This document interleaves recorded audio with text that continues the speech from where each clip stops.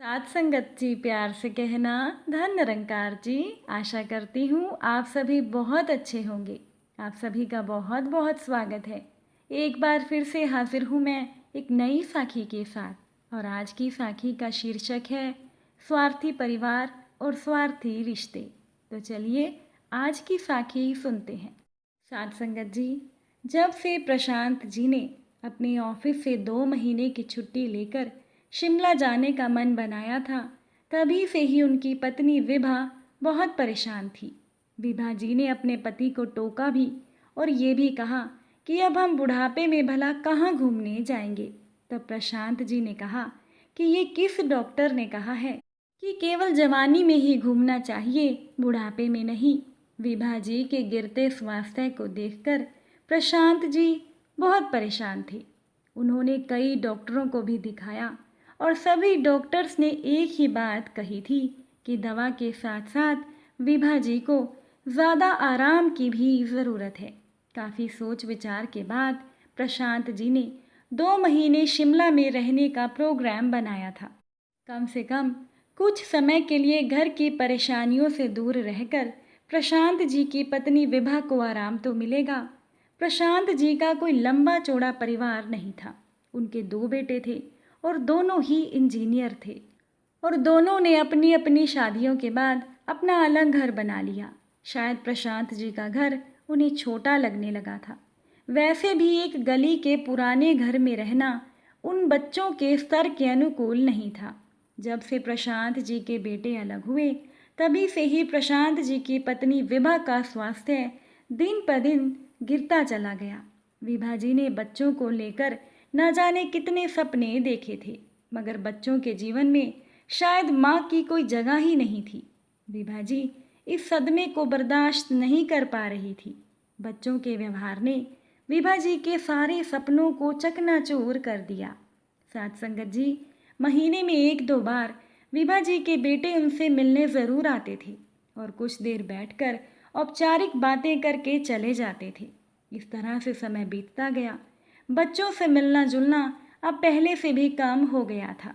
इसी बीच प्रशांत जी और विभा जी एक पोते और एक पोती के दादा दादी भी बन गए थे। साथ संगत जी, विभा जी की दोनों बहुएं काफ़ी पढ़ी लिखी थीं और उन्होंने भी अपने लिए नौकरी खोज ली। जिंदगी में पहली बार उनकी दोनों बहुओं को एक भूल का एहसास हुआ कि उन्हें माँ और बाबूजी से अलग घर नहीं बसाना चाहिए था, क्योंकि अगर माँ घर में होती तो उन दोनों बहुओं के बच्चों को संभाल लेती। एक दिन की बात है कि विभा जी की बड़ी बहू नंदिता एक दिन अपने बेटे गौतम को लेकर अपनी सास विभा जी के पास पहुंच गई। विभा जी अपने पोते को देखकर खुश हो गई। तब विभा जी ने नंदिता से कहा कि क्या अमित नहीं आया। तब नंदिता ने जवाब दिया कि क्या करूं माँ जी, उन्हें तो दिन भर ऑफिस के काम से फुर्सत ही नहीं है। कितने दिन से कह रहे थे कि माँ और बाबूजी से मिलने की बड़ी इच्छा है। मैंने उन्हें कहा भी था कि ऑफिस से जल्दी आ जाना, पर वो आ ही नहीं पाए। आखिर परेशान होकर मैं अकेली ही गौतम को ले आई हूँ। ये सुनकर विभा जी खुश हो गई। नंदिता कहने लगी कि माँ जी, आपको ये जानकर और भी खुशी होगी कि मैंने नौकरी कर ली है। विभा जी कहने लगी कि ये बात तो बहुत खुशी की है। भला हर किसी को नौकरी थोड़े ही मिलती है। जो नौकरी लायक होता है उसे ही नौकरी मिलती है, और मेरी बहू तो इतनी काबिल है, तभी तो उसे नौकरी मिली। तब नंदिता अपनी सास को कहने लगी कि माँ जी, एक समस्या है कि अब गौतम को आपको ही संभालना होगा। मैं चाहती हूँ कि आप और बाबूजी हमारे साथ रहें और इस घर को हम किराए पर दे देंगे। तब विभा जी ने कहा कि नहीं बेटा, ये तो संभव नहीं है। इस घर से मेरी बहुत सी यादें जुड़ी हैं। इस घर के कोने कोने में मेरे दोनों बेटों की यादें बसी हैं। अकेली होने पर यही यादें मेरा सहारा बनती हैं। इसीलिए इस घर को मैं नहीं छोड़ सकती। बहू नंदिता ने कहा, फिर ठीक है माँ जी, मैं ऑफिस जाते समय गौतम को यहाँ छोड़ जाया करूँगी और लौटते समय ले जाया करूँगी। विभा जी ने कहा कि हाँ बहू, ये ठीक रहेगा। जब प्रशांत जी को इस बात का पता चला कि दिन भर गौतम की देखभाल विभा जी करेंगी, तो उन्हें ये बात अच्छी नहीं लगी। उन्होंने कहा कि अरे विभा, जिम्मेदारी लेने से पहले अपना स्वास्थ्य तो देखा होता। दिन भर एक बच्चे को संभालना आसान काम नहीं है। तब विभा जी ने कहा कि अपने बच्चे हैं, अपने बच्चों के अगर हम ही काम नहीं आएंगे तो कौन आएगा। लेकिन प्रशांत जी ने कहा कि गौतम यहाँ रहेगा तो क्या मुझे अच्छा नहीं लगेगा, मगर मुझे दुख तो इस बात का है कि तुम्हारे ये स्वार्थी बच्चे काम पड़ने पर तो अपने बन जाते हैं, पर काम निकलते ही पराए हो जाते हैं। इधर जैसे ही इस बात का पता विभा जी की छोटी बहू सरिता को चला कि बड़ी बहू नंदिता का बेटा गौतम दिन भर माँ जी के पास रहेगा, तो वैसे ही उसने भी अपनी बेटी नेहा को अपनी सास के पास छोड़ने का फैसला ले लिया। 2 दिनों के बाद से ही गौतम और नेहा पूरा दिन अपनी दादी के साथ बिताने लगे। विभा जी का पूरा दिन उन दोनों के छोटे छोटे कामों में कैसे निकल जाता था, ये उन्हें खुद ही नहीं पता चलता था। कुछ महीने तो विभा जी के हंसी खुशी से बीत गए, परंतु जैसे जैसे बच्चे बड़े हो रहे थे, विभा जी के लिए समस्याएं बढ़ती जा रही थी। अब दोनों बच्चे आपस में लड़ते झगड़ते रहते थे। विभा जी अपनी परेशानियों को प्रशांत जी से छिपाने की लाख कोशिश करती, मगर उनसे कुछ छिपा हुआ नहीं था। एक दिन जब प्रशांत जी ऑफिस से लौटे तो उन्होंने देखा कि विभा जी के पैर में पट्टी बंधी थी। तब प्रशांत जी ने कहा कि तुम्हारे पैर में क्या हुआ, लेकिन विभा जी ने कोई जवाब नहीं दिया। इसके अगले दिन गौतम भी स्टूल से फिसल कर गिर गया, उसके पैरों में भी मोच आ गई। रात को जब नंदिता गौतम को लेने के लिए पहुंची तो गौतम के पैर में मोच आई देखकर नंदिता भी परेशान हो गई। प्रशांत जी और विभा जी ने जब नंदिता को गौतम से ये पूछते हुए सुना कि तुम्हारी दादी माँ क्या कर रही थी जो तुम्हें चोट लग गई, तो वो हैरान रह गए। साथ संगत जी, प्रशांत जी ने कहा कि विभा, अभी भी तुम्हारा मोह भंग हुआ है या नहीं। विभा जी चुप थी, मानो उन्होंने कुछ सुना ही नहीं, मगर बहू की बातें विभा जी के कानों में गूंज रही थी। साथ संगत जी, ममता की मारी विभा जी को बच्चों के मोहपाश ने बुरी तरह से जकड़ रखा था। पिछले कई दिनों से विभा जी को बुखार था।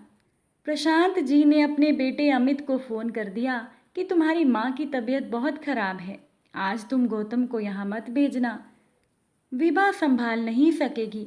और अपने भाई विजय को भी कह देना कि वो अपनी बेटी नेहा को यहाँ ना भेजे।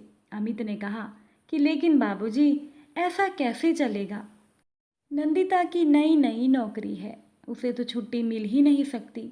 लेकिन फिर भी अगले दिन अमित और विजय के ड्राइवर आकर दोनों बच्चों को विभा के पास छोड़ गए। मजबूर होकर प्रशांत जी ने छुट्टी ली और दोनों बच्चों की देखभाल की। दिन भर बच्चों की शरारतों से प्रशांत जी परेशान हो गए।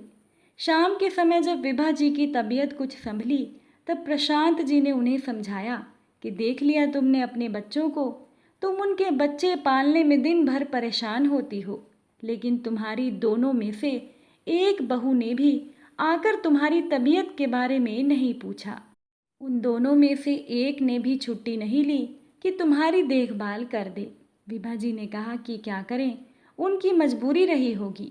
रात को जब दोनों अपने बच्चों को लेने के लिए आई तो अपनी अपनी सफाई पेश करने लगे। विभा जी के बेटे अमित ने कहा कि माँ, नंदिता के ऑफिस में आज बाहर से कोई पार्टी आई हुई थी, इसीलिए नंदिता को छुट्टी नहीं मिली और मुझे भी ज़रूरी मीटिंग में जाना था।